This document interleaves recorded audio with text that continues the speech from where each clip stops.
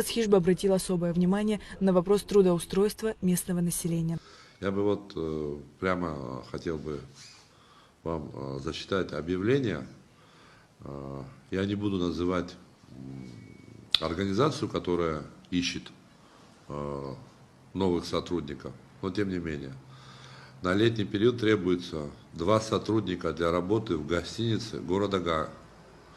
Требования: возраст от 40 до 50 лет, русская, либо армянка. Пресекать такого рода объявления. Более того, хочу обратиться к предпринимателям. Не имеет значения, инвесторы они, или даже если они очень крупные инвесторы и много благих дел делают для республики, такого рода подход, он непозволителен. Это называется дискриминация. Должны приниматься все граждане Республики Абхазия, не в зависимости от нации. Но отдельно упоминать определенные национальные группы непозволительно. Это оскорбительно в адрес коренного этнического населения.